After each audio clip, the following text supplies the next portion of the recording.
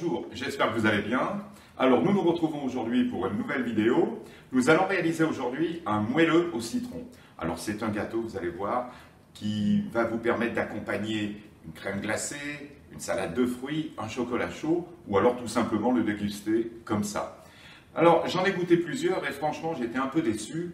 Là on va obtenir, grâce à cette recette, quelque chose de très moelleux et de long en bouche au niveau du citron et au niveau de la saveur. Donc, je vous laisse maintenant avec la liste des ingrédients et on se retrouve tout de suite après.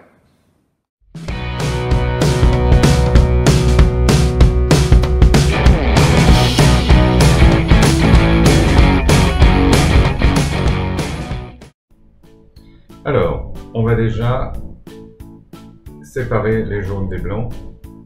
Alors, on appelle ça, en termes techniques, un peu clarifié.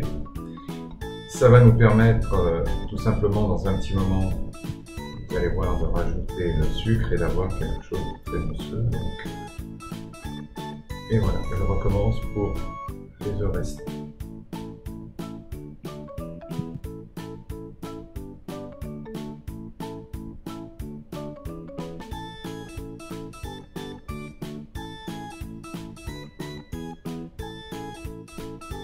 Alors maintenant, nous allons rajouter le sucre et vous voyez, il a une drôle de couleur parce que j'ai tout simplement mélangé du sucre blanc et du sucre roux. Donc on va fouetter de façon à obtenir quelque chose de très homogène, de très léger et de très mousseux. Ça va, comment dire, blanchir, mais en ayant quelque chose, vous voyez, de très aérien. Alors maintenant, nous allons rajouter le beurre pommade. C'est un beurre qui est tout simplement resté à température ambiante et qui est très mou. Évitez de mettre du beurre dur parce que vous aurez du mal ensuite à le fouetter et à l'incorporer. Donc, on continue maintenant à bien fouetter de manière à bien l'incorporer et obtenir quelque chose de très homogène, vous voyez. Avec une vitesse quand même moyenne, hein, pas une vitesse trop lente au niveau du batteur.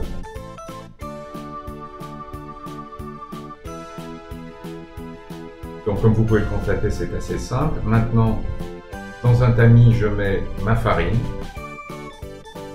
le sel, la levure, et je vais tout simplement la passer.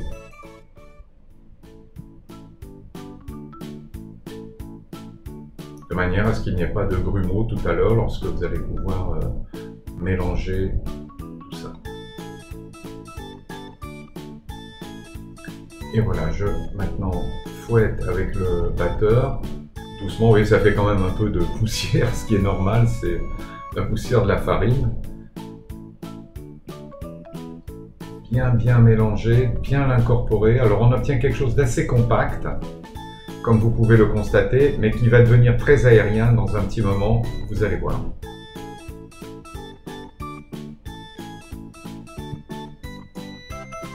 J'ajoute maintenant le jus de citron, mais en plusieurs fois. Voilà.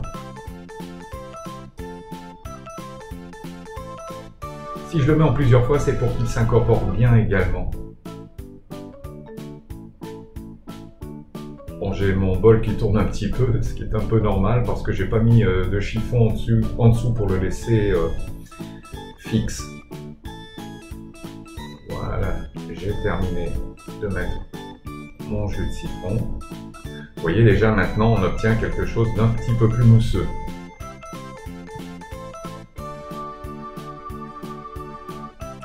Je vais râper maintenant le zeste de mes 2 citrons. Il ne faut pas avoir peur, ça va en faire pas mal. Alors utilisez de préférence des citrons bio. Voilà, vous voyez, j'en ai quand même mis pas mal.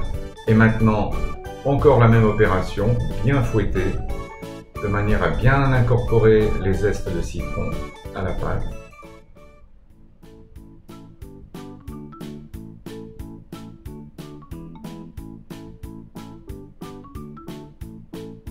Alors maintenant, nous allons monter nos blancs en neige ferme.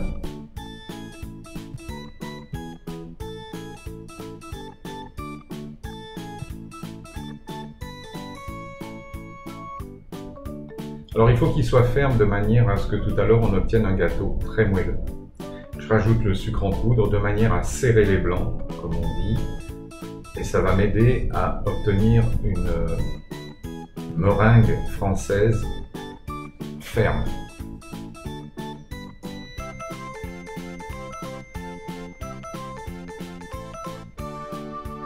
On doit obtenir ce qu'on appelle le bec d'oiseau.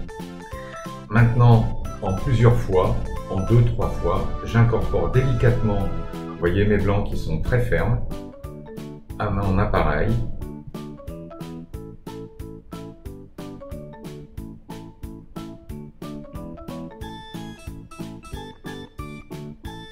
Vous voyez, ma pâte devient de plus en plus souple.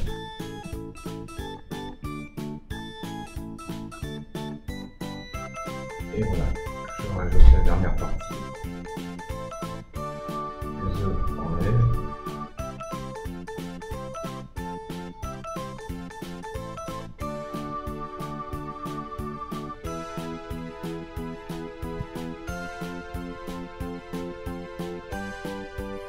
Vous voyez comme on a obtenu quelque chose de très crémeux, contrairement à ce que c'était tout à l'heure.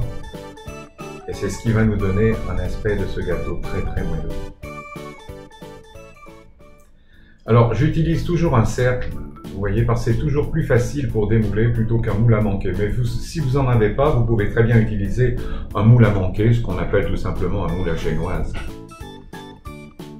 Alors, je l'ai graissé, bien évidemment, de manière à ce que ça ne colle pas lors de la cuisson.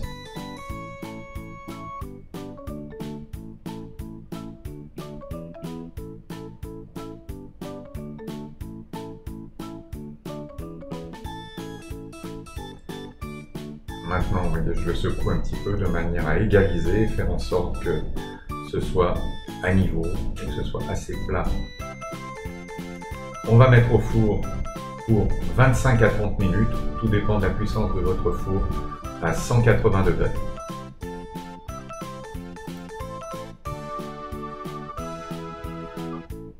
Alors voilà ce que ça donne 25 minutes après. Personnellement, j'ai préféré mettre un petit peu de sucre glace dessus, ça lui donne un peu plus de relief.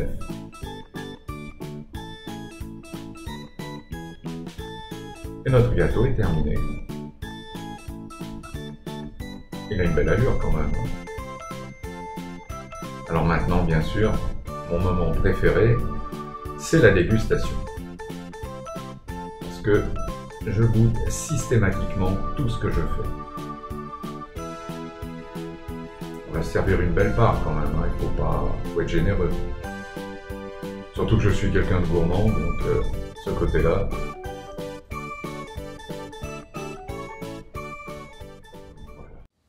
Et bien maintenant on va goûter ce gâteau. Je me régale déjà d'avance, rien qu'avec les yeux. Oh le citron. Oh là là. Qu'est-ce que c'est bon. Je suis obligé d'en reprendre. C'est vraiment un délice. C'est vraiment trop bon le gâteau. Franchement, c'est un de mes préférés. Oh, je vais le descendre. Je vais tout le manger. Voilà. J'espère que vous allez le refaire très vite. N'oubliez pas de liker, de vous inscrire sur le site. Et je vous dis à très bientôt pour une autre vidéo. À bientôt.